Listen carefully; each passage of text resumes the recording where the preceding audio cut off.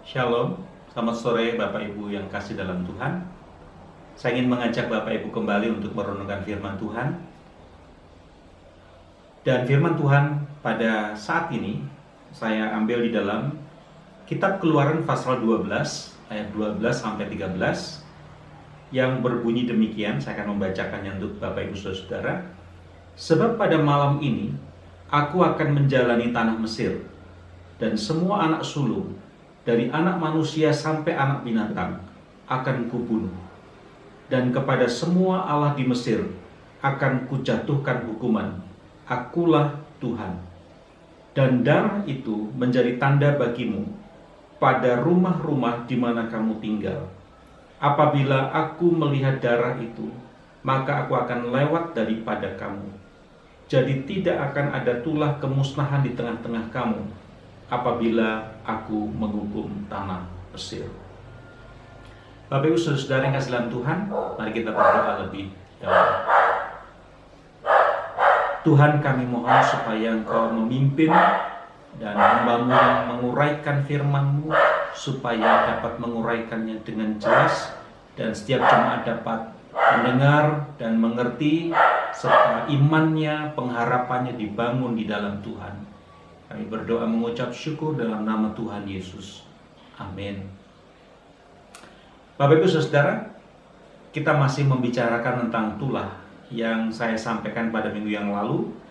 Tapi saya ingin kali ini kita membicarakan tentang tulah yang ke-10 dan bagaimana Allah akan membebaskan umatnya keluar dari tanah Mesir. Karena itu saudara, saya memberi renungan judul pada renungan sore hari ini tentang misi pembebasan.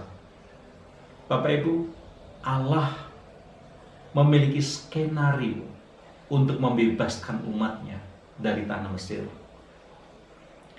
Kalau kita memperhatikan skenario-nya Allah, sebenarnya itu menunjukkan tentang apa yang Allah akan lakukan. Suatu hukuman yang mengerikan yang Allah perbuat kepada umat Mesir, tetapi Allah sebelumnya menyiapkan umat Israel sehingga mereka terhindar, terbebas dari hukuman yang Allah akan lakukan kepada orang-orang Mesir. Dan bagaimana Allah selanjutnya akan membuat Fir'aun meminta orang-orang Israel keluar dari tanah Mesir. Dengan demikian saya ingin mengajak kepada Bapak Ibu Saudara untuk melihat tulah yang ke-10, yaitu kematian anak sulung baik pada manusia maupun pada binatang. Sebelum Allah menjatuhkan hukuman kematian anak sulung tersebut, Allah telah menyiapkan umat Israel. Allah telah menunjukkan skenario-nya sehingga umat Israel harus memperhatikan dan menuruti apa yang dikatakan oleh Tuhan.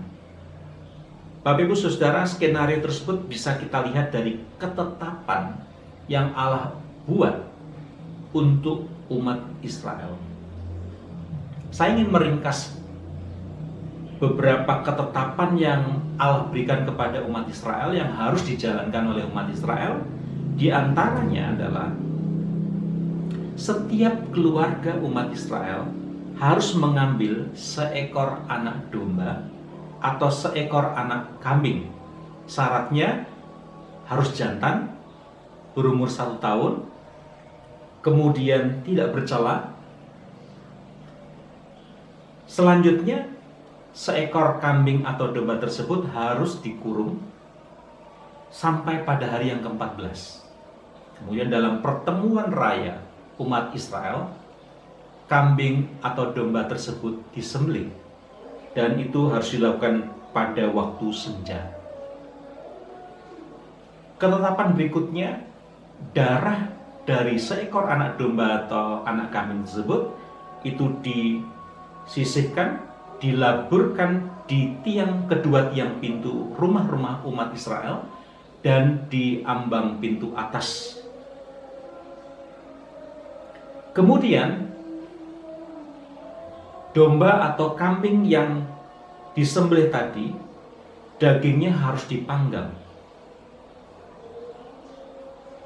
Kemudian cara makannya, mereka memakannya dengan roti tidak beragi dan dengan makan sayur pahit.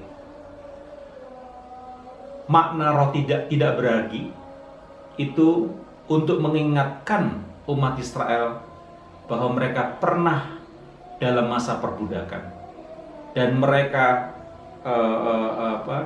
mengalami keadaan yang sangat pahit. Karena itu sayur pahit dan roti tidak beragi itu memberikan simbol atau simbol yang bisa mereka ingat sampai kapanpun, dan mereka menceritakan kepada anak cucu mereka tentang apa yang mereka pernah alami di Mesir dan bagaimana Allah menyelamatkan mereka. Kemudian daging dimakan pada malam itu juga. Jika makanannya itu tidak habis, maka semuanya harus dibakar. Dan pada waktu mereka makan, mereka dalam keadaan bajunya atau jubahnya itu dalam keadaan terikat, ya, seperti mengenakan ikat pinggang begitu. Kemudian mereka juga mengenakan kasut, mereka juga membawa tongkat, dan mereka makannya buru-buru, harus buru-buru. Saudara, tentu saja semalaman mereka selain makan, mereka juga menanti-nantikan saatnya Tuhan melawat mereka, membawa mereka keluar dari tanah Mesir. Nah, apa yang dilakukan oleh Allah? Sementara umat Israel makan daging di rumahnya masing-masing, apa yang dilakukan oleh Allah? Kalau kita melihat di dalam pembacaan kita tadi, ayat 12, Allah itu menjalani tanah Mesir. Allah menjalani atau mengelilingi seluruh daerah di tanah Mesir. Dan ketika Allah malam itu mengelilingi seluruh perkemahan orang-orang di seluruh Mesir, termasuk orang-orang di Israel, orang-orang Israel maksud saya, ketika Allah menjumpai rumah-rumah orang Israel yang ada tanda darah pada kedua tiang pintu atau di ambang pintu atas ada darahnya, maka Allah melalukan. Artinya tidak ada tulah, tidak ada kematian pada anak sulung yang terjadi pada umat Israel, baik pada manusia maupun pada binatang. Tetapi orang-orang Mesir mengalami bencana kematian, khususnya tulah kematian anak sulung. Sehingga malam itu terdengar suatu tangisan yang begitu memilukan di seluruh rumah-rumah daripada orang-orang Mesir. Dan pada waktu itulah Fir'aun melihat bahwa Allah telah mendatangkan hukuman pada orang-orang Mesir. Akhirnya Fir'aun memanggil Musa dan Harun dan meminta mereka segera untuk meninggalkan Mesir. Seperti yang disampaikan Tuhan, di mana mereka adonannya roti tidak beragi itu belum tercetak dengan baik, mereka sudah buru-buru harus meninggalkan Mesir. Tapi mereka dalam keadaan yang siap, karena mereka sudah mengenakan kasut, ya, mereka juga sudah mengikat pinggangnya, tanda mereka siap untuk berjalan. Mereka juga sudah memegang tongkat seperti instruksinya Tuhan. Dan malam itu mereka meninggalkan Mesir oleh karena campur tangan Tuhan. Bapak Ibu saudara yang kasih dalam Tuhan, Allah telah mengerjakan sesuatu yang tidak bisa dikerjakan oleh Musa, oleh Harun, atau oleh umatnya sendiri. Bapak Ibu saudara, kalau mau merenungkan kalau kita merenungkan tentang kisah ini, kisah misi pembebasan yang dilakukan oleh Allah ini. Saya merenung bahwa Allah berperan sangat penting di dalam misi pembebasan ini. Sebab Allah lah yang merancang, Allah lah yang membuat skenario pembebasan. Mulai dari memberikan tulah yang pertama, Fir'aun tetap tidak membolehkan umat Israel keluar dari Mesir. Allah memberikan tulah yang kedua, Fir'aun juga tetap berkeras hati tidak boleh orang-orang Israel keluar dari Mesir. Bahkan sampai tulah yang ke-10.